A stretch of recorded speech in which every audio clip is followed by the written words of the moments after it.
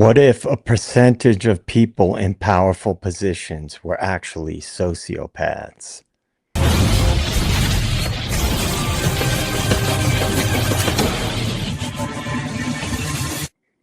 All right. Welcome in, everybody. Welcome in. First of all, I want to give a shout out to all the true crime nerds out there. I appreciate your support. A lot of you have shown interest in my channel, and I appreciate it. So, big ups to all of you guys, the Devil's Advocates crew, Birdie Bombshells, the Custody Queens off the clock with Ron. I appreciate all of you guys. All right, so today I wanted to talk about what I believe is a very interesting and relevant topic to the big picture. I'll start off by telling you about a class that I took in college. It was called Conflict and Violence. I've talked about it before on other streams. It was taught by a retired FBI special agent. And we would get into all different crazy discussions about different conflicts around the world, about the sociological aspects of it. And one day we were having a sort of a general discussion, and he brought up the topic of sociopaths. And he said that it was a well-founded and a well-regarded theory that a lot of high-level politicians and CEOs were sociopaths. Now, this is a retired special agent for the FBI. So I would assume that him and his colleagues had a lot of experience with these types of people. So I thought that was really interesting. So I wanted to touch on sociopathy, psychopathy, and antisocial personality disorder. Discuss the differences, what they are, some of the characteristics, and how that is relevant to the big picture. And I'll try to tie it all in, and we'll kind of use that as a jumping off point. Please feel free to comment. Of course, like and subscribe to the channel. It really helps me out. And of course, everything stated in my videos is just my opinion. And I'm just sort of giving theoretical scenarios based on information that I've learned and information that's out there that anybody can look up. So I recommend people do their own research, but I'm going to cover a couple of different aspects about these topics today, and then broaden them and sort of generalize them to how they might be relevant to other things, other really important things that are happening in the world today. All right, so I'm going to read some notes because it's a pretty involved thing. According to statistics, around 1 to 4% of the adult population would fall into the category of a diagnosis of antisocial personality disorder. And before I go any further, I wanted to show you guys a book that I read a long time ago, The Sociopath Next Door. I read this a long time ago, probably 15 or more years ago, give or take. I can't remember offhand, but it was a while ago. And so this book discusses the prevalence of sociopathy in society, and it gets into different case studies about people that were sociopaths. And for the relevance of this book and for this particular stream, I'm going to discuss the differences. Sociopathy and psychopathy are more general terms that are used in either criminology or in psychology or sociology. It's discussed, but the technical overarching definition is antisocial personality disorder. And one of the there's a few important distinctions, but one of the big ones is sociopathy is generally considered to be an environmental thing caused by things that happen to somebody in their life, their environment. Psychopathy is generally considered to have more of a genetic component. So they're like, for example, if a parent was a psychopath or would fall into that category, there's more prevalence that a child would have that as well. An interesting thing about it is that psychopaths, according to data, are 2 times more likely to be violent. And I had a debate on one of the Devil's Advocate streams once with a guy who was saying psychopaths have nothing to do with violence. And I thought that was interesting that they believe that, because it's actually fairly well known that psychopaths have a higher likelihood of being violent. Now, we've all heard of different things like the McDonald triad when speaking about serial killers, and that is 3 factors when a serial killer is younger that typically appear, and one is bedwetting, the other is pyromania, setting things on fire, and the third one is torturing animals, small animals, right? And typically with serial killers, they typically escalate with their crimes. So they may start out with animals, and then they may graduate to people when they're young, maybe other kids. And then as they get older, their crimes tend to escalate and become more violent. Sociopaths, generally speaking, may be less violent. For example, in the case of this conflict and violence course, if you just think about it from that perspective, CEOs, politicians, right? These people may not be directly engaged in violence, right? But they may get involved with things or allow for things to happen that may ultimately result in violence or harm to others. And one of the defining characteristics of antisocial personality disorder is basically behaviors that may go against societal norms or authority figures. That's one of the defining characteristics of it. And so the reason I wanted to talk about this in the context of the big picture, which is what I try to do with everything, and I will try to do with just about everything I talk about. Let's imagine a scenario where let's just think tank it for a minute. If you have people that may be sociopathic or psychopathic, in this case, I'm going to go with sociopathy. They would be, because those types tend to not have empathy towards others, might be more inclined to gravitate towards careers or activities that allow them to have control over others.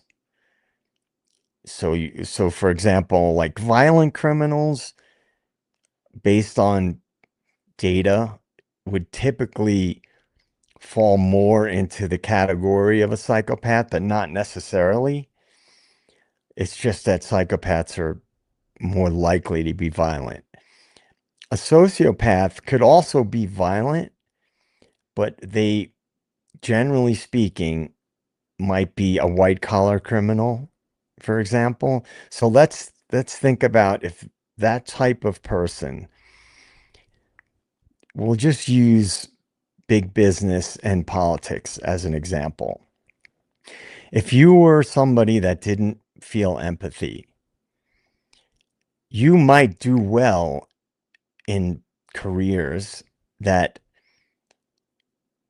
would require, excuse me, people to be cutthroat, for lack of a better term, right? It would be beneficial to somebody that was a CEO to be able to make cutthroat decisions for purely profit reasons.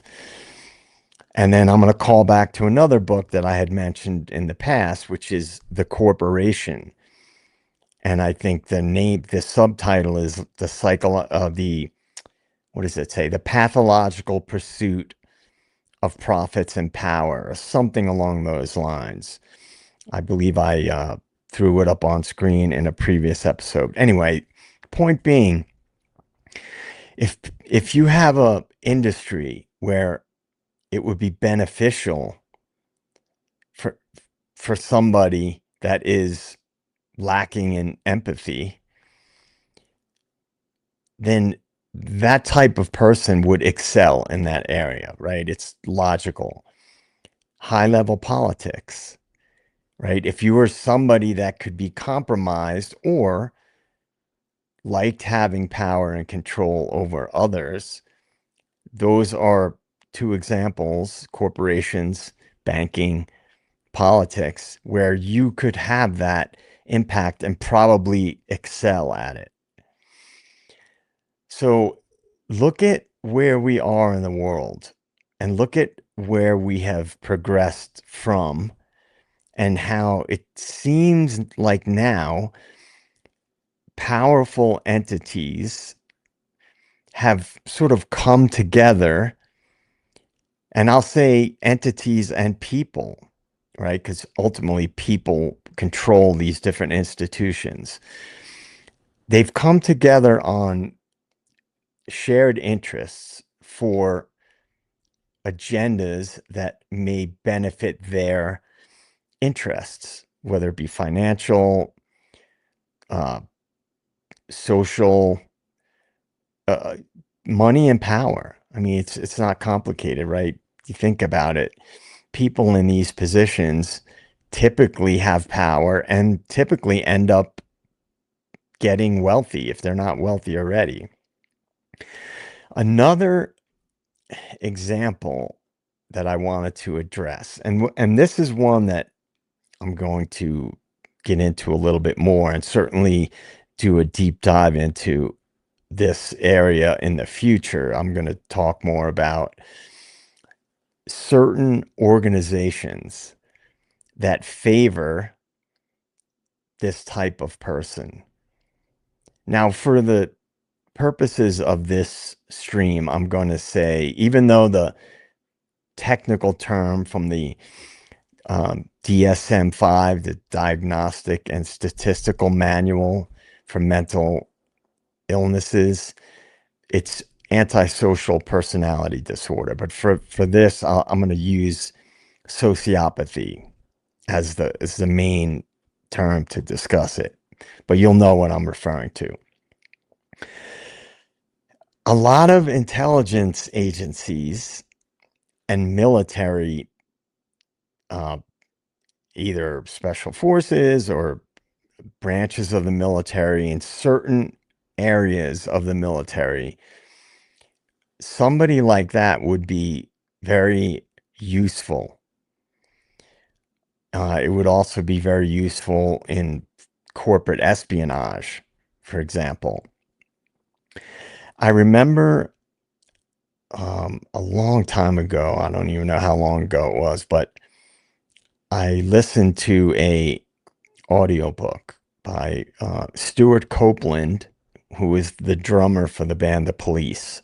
His father, Miles Copeland, was one of the early founding members of the CIA.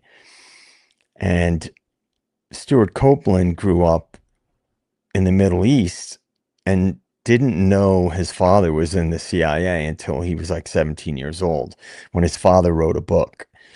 And the name of this series was My Dad the Spy. And he basically goes into, it's sort of a cheesy presentation because there's like dramatized scenes in it and stuff, but the substance of it is really good. It's really good information. He talks about how that when interviewing people, the CIA looks for people that have the capacity to be unscrupulous for certain areas like operations, things like that, black ops, and corporations, CEOs. I've listened to interviews with CEOs where they basically brag about being able to be cutthroat for profit, right? So if you look at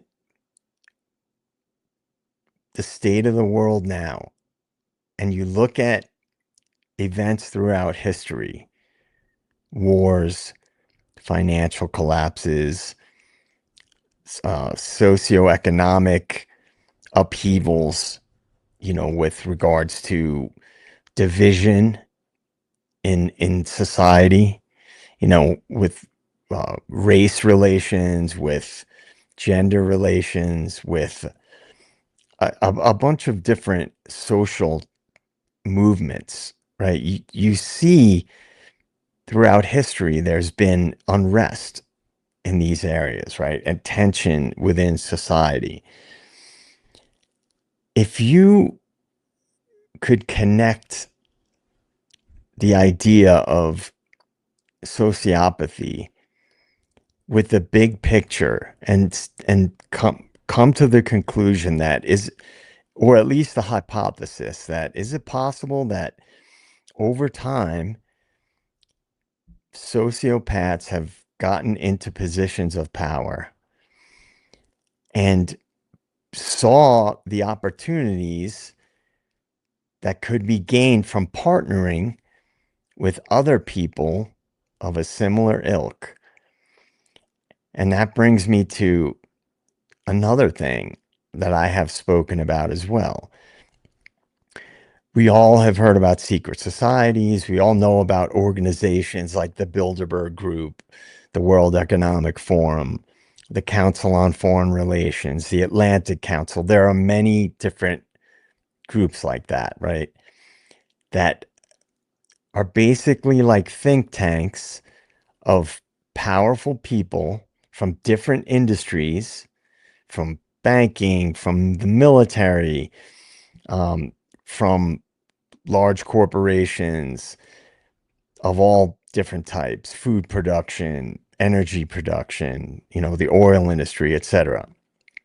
They have these meetings, these conferences, and they all meet, right? And they have some public things in those events, but a lot of it is behind closed doors. And I remember listening to Tim Dillon talking about this type of things. The comedian Tim Dillon, he was basically nailed it. They're consensus building organizations. They get powerful politicians involved.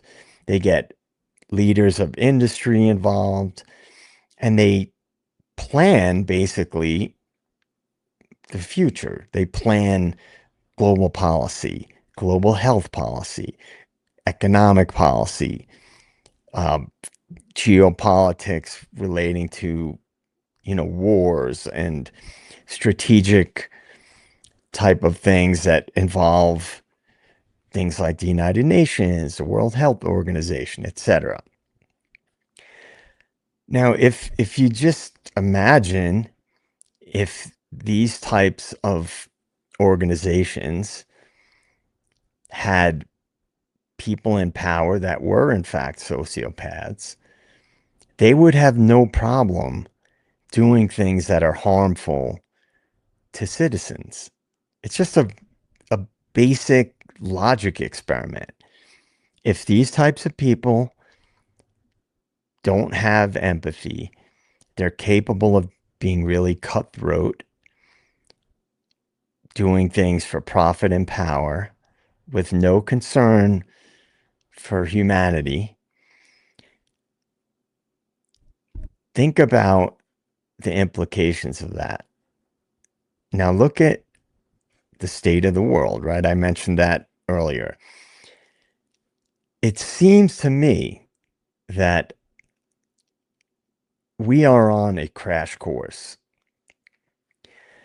And some of the things that I have seen, and many, many others have seen, are things you would never imagine could be happening right out in the open, with no regard for what citizens actually want, no regard for the well-being of people whatsoever. Now, I'm not breaking any news when I say war obviously is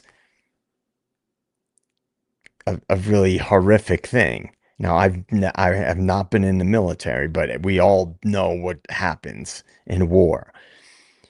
Aside from soldiers being killed, a lot of innocent civilians get killed, which they just call that's collateral damage. It's built into the process and they expect it.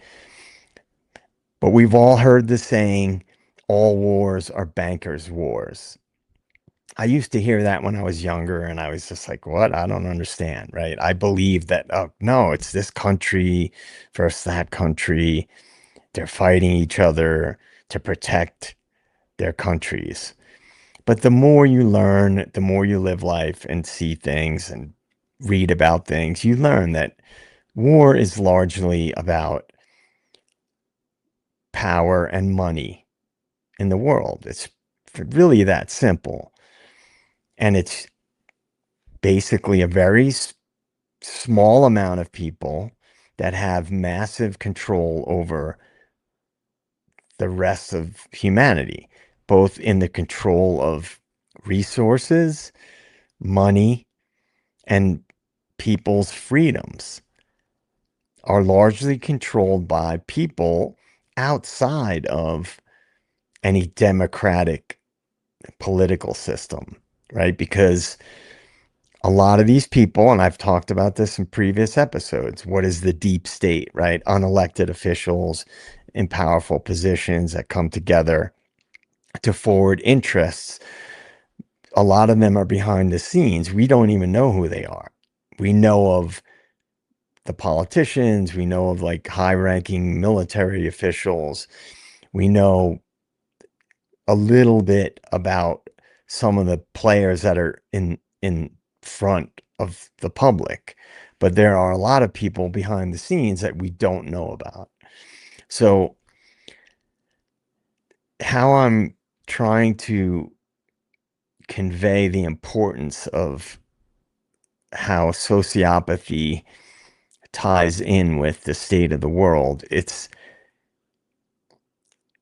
a dark time we're living in. And I personally believe that sociopaths have come together over time. This has happened over centuries. These powerful organizations have existed for a long time. And I think certain types of people gravitate towards those types of institutions. And I believe we're at a time in history now where there is less need for them to conceal what they're doing. Now, they still try to distract the public. They still try to give us a narrative about why things are happening the way they are. And in the future, I'm going to talk more specifically about what specific things are going on and mechanisms that are at work related to these organizations like the World Economic Forum, the Bilderberg Group, etc. I want to talk a lot more in detail about intelligence agencies, what I believe they are. I touched on it briefly in the past, but I'm going to go into more detail and speak about things that are relevant. Now, if you just, all right, so the things that I've discussed, let's connect the dots. If we know that sociopaths and psychopaths lack remorse, right? We know that they have antisocial tendencies. And if they were gravitating towards positions of power and were successful in those areas, they wouldn't care about humanity at all. Like, it's not even a matter of caring or not. They don't feel empathy. And I wanted to go deeper into the psychology aspects of it, but it's a long thing. I mean, I actually have the DSM-5 right here. I don't know if you'll be able to see it on camera. Yeah, it's kind of getting washed out by the background or whatever. But this is actually the Diagnostic and Statistical Manual of Mental Disorders, fifth edition. And you know what? I'll read one little piece for you, because I wanted to talk about a couple of specific aspects of it. All right, so one of the important things, all right, the essential feature of antisocial personality disorder is a pervasive pattern of disregard for and violation of the rights of others that begins in childhood or early adolescence and continues into adulthood. This pattern has also been referred to as psychopathy, sociopathy, or dissocial personality disorder, because deceit and manipulation are central features of an antisocial personality disorder, and may be especially helpful to integrate information acquired from systematic clinical assessment with information collected from collateral sources. For this diagnosis to be given, the individual must be at least 18 years of age and must have had a history of some symptoms of conduct disorder before age 15. So think about the clinical aspect of it, right? That's part of the definition of it. Now think about what I talked about earlier with my professor.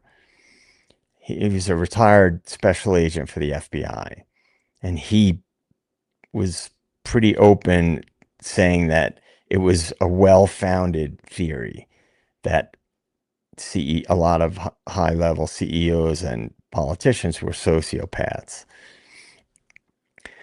I tend to believe that there's a lot of crossover between malignant narcissists and sociopaths and even psychopaths. It's just with malignant narcissists, it's the diagnostic criteria would be different, but there's crossover, right? There's behaviors that would be common among all three. And so I just feel like this idea is not complicated.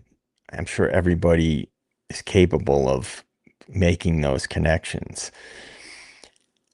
But have you wondered why things have accelerated so quickly in the last, let's say, 6 years towards really unstable economic conditions, social conditions? I would I would say that it's by design. I believe that there have been big plans in place for a long time, agendas that have been openly spoken about by organizations like the World Economic Forum and others. And it seems so crazy, right, that some people would dismiss it as that's a crazy conspiracy theory. But when these powerful people are telling you what their agendas are, and then that stuff starts playing out in the world, you have to be able to accept it and say, this is really happening. And I think people have been so distracted, so divided, and so stressed about economic conditions, about social unrest, and social division, that they get focused on those specific things and trying to manage their lives, right? Just doing your everyday stuff. I think that a lot of people would find it really hard to accept that a lot of this stuff that's happening in the world has been very carefully planned. This includes a lot of the crazy stuff that's happening, this mass shooting and this military action and all these different things. If you go with the hypothesis that a lot of these powerful people are sociopaths, it wouldn't be a stretch to imagine that they would be capable of planning and carrying out evil things for these specific agendas. And the idea of these types of people coming together to facilitate these agendas is even scarier, because then it's more coordinated. It's not just some rogue politician or some rogue CEO. Why do you think, like, all politicians seem to come in with good intentions, or at least they state their intentions that seem to be good, and they all end up diverting away from that, right? They get co-opted by the system.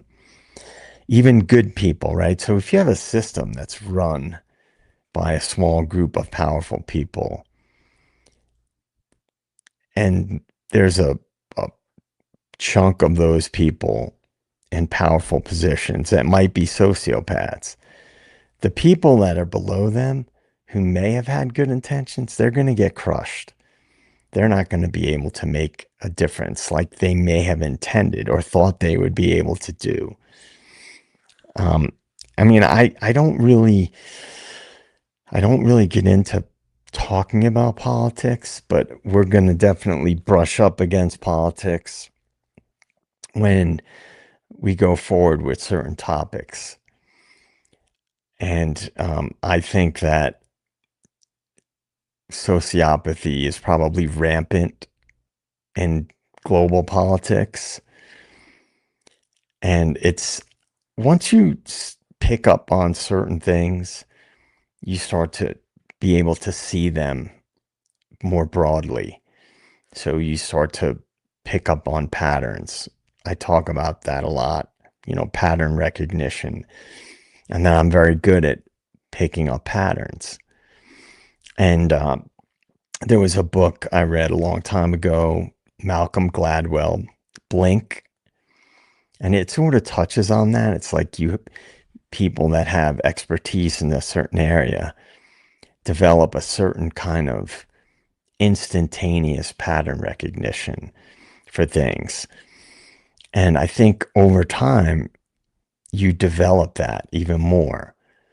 Now, you might say that I'm paranoid, but I've paid attention over time and I've seen how things have played out. So, like, as we start wrapping things up, I want to make sure I cover a couple of things. So, I had mentioned the stuff with the intelligence agencies. If you've read the book Confessions of an Economic Hitman, he kind of touches on this in that book. And again, Stuart Copeland sort of addresses it in a roundabout way in his series, My Dad the Spy. These organizations have to carry out really high level operations that, based on my experience and knowledge, not direct experience, but just information that I've gotten and people that I've talked to, some of the agendas are not driven by the concern for the greater good of humanity. They're typically driven by a very small group of financial elites and the agendas that they want pushed rather than national security. And I talked about this in a previous episode that if you really look at the founding of the CIA and who ended up running it and what types of operations they've been involved in since their inception, it dances around national security, but it's much more clearly, based on what I have seen, about forwarding the interests of very wealthy, powerful elites around the world. And another topic that's related that I'll get into more specifically in the future is the Smith-Mundt Modernization Act that was passed in 2013. It's basically undoing the Smith-Mundt Act that was passed in 1948, which was essentially to prevent government and intelligence agency overreach and prevent them from using propaganda against American citizens. So if you look at the escalation of a lot of propaganda, you can really almost directly trace it back to 2013. You'll notice the media really ramped up the propaganda and the sensationalism and the divisiveness. And that's, in my opinion, it's no mistake. So a couple of things that I'm going to talk about in the future, I'll sort of give a little preview to it. One of the interesting topics that I have dug into a little bit is the idea of controlled opposition. There's a term that was created by a former CIA officer. It's limited hangout. A limited hangout is when information that may be true is released that might have been like top secret or classified information, but it's only released to a degree, and it's not that relevant to what's happening in the current time. So, for example, declassifying information of past operations that happened decades ago. It's relevant because it informs the public, but it also distracts the public from other things.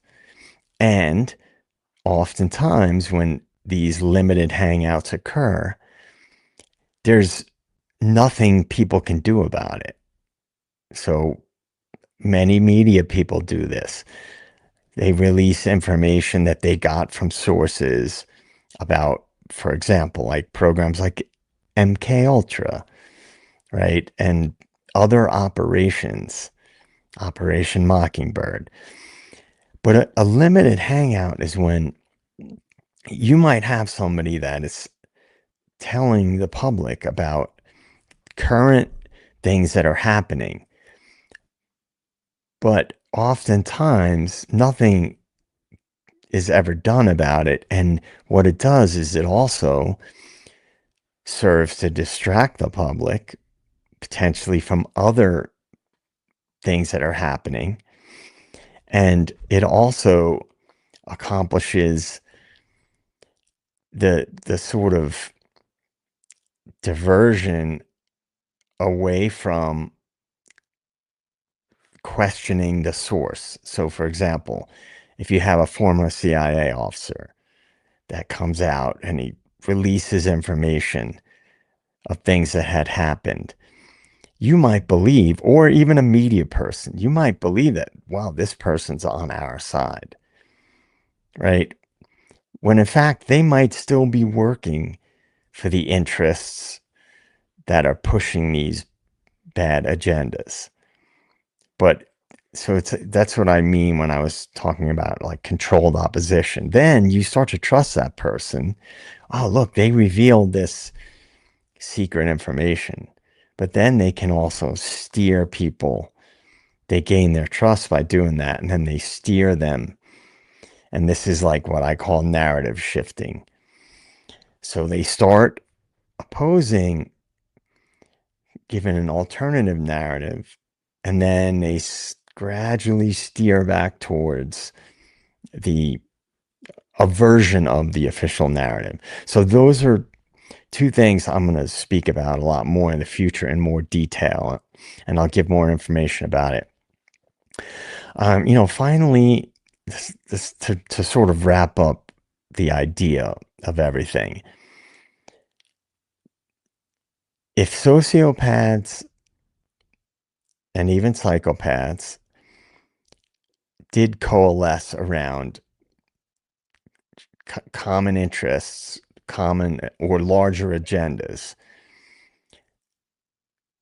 and they're in positions of power where they have dominion over a lot of people, they're not going to be looking out for the best interest of citizens, number one. They're not going to care about the consequences of the decisions that they make. And this is why I believe that there is probably the most evil stuff happening in the world right now, even worse than some of the horrific things we've learned about in the past. But because powerful organizations have come together to join forces to forward these agendas, they're basically not getting any pushback from other people who may have been in positions of power to help stop them from forwarding these agendas. And if you take my theory, if you have a significant percentage of these powerful people are sociopaths, then things could get as dark as you can imagine. And as long as, what's that old saying? I'm probably going to misquote it. All it takes for evil to flourish is for good men to do nothing. I might have butchered that a little, but that's the general gist of it. A lot of people are useful idiots. They work for an organization, they're in politics, they're in the corporate world. They're just following orders, and they may not know the extent of what's really going on. So, with that all being said, like I always say, it's really important for people to look into things and not dismiss theories and ideas because they sound totally crazy. Because a lot of times, the things that sound really crazy down the road end up being proven to be true. And if people would have not denied that they were happening, either before they happened or while they were happening, they may have been stopped, or at least slowed down. So come together. Don't dismiss ideas just because you don't like the idea of it, just because it's scary or it sounds unbelievable. Because I think some of the things that have happened in the past that we know about now support the idea that worse things are likely happening now. And then if you use that logic, even worse things can happen in the future. Because when these powerful entities are allowed to get away with things, it emboldens them. And then they're more likely to gain momentum for things they do in the future. So, with that being said, I'm going to wrap it up. I wanted to thank everybody again. Please like and subscribe. And if you like my content, please share it. I'm going to have a lot more content coming out in June. I'll have more time to work on stuff. So I appreciate everybody, and I hope we can all come together because I don't think there's any chance to stop the direction that things are going in the world unless people realize it's not left versus right. It's not this race versus that race or this social group versus that social group. It's citizens versus the powerful elites who have always had a lot of control over our everyday lives. And I think if we don't do this, if people don't wake up and come together, that things in the future are going to get a lot worse. Take care of each other, and we'll see you next time. Certain events have shaped our world in ways that go far beyond their immediate impact. November 22nd, 1963. September 11th, 2001. March 2020. Each moment marked not just by tragedy, but by the questions that followed. The Warren Commission, the 9/11 Commission, emergency powers that became permanent. From Dallas to New York to global lockdowns, patterns emerge for those willing to look. The same institutions, the same responses, the same consolidation of power. Recent events continue this trajectory. Butler, Pennsylvania, Manhattan's streets, each incident followed by familiar narratives, familiar solutions. Meanwhile, in boardrooms from Davos to Bilderberg, the world's most powerful gather behind closed doors. Central banks coordinate policy. Intelligence agencies share resources. Global forums set agendas that nations follow. The World Economic Forum speaks of stakeholder capitalism. The Bilderberg Group meets in secrecy. Ancient orders maintain their influence. Some call it conspiracy, others call it coordination. But the connections are there, documented and undeniable. The question isn't whether these networks exist, it's whether we're brave enough to acknowledge their influence on the world we inhabit. The dots are there. We just have to be willing to connect them.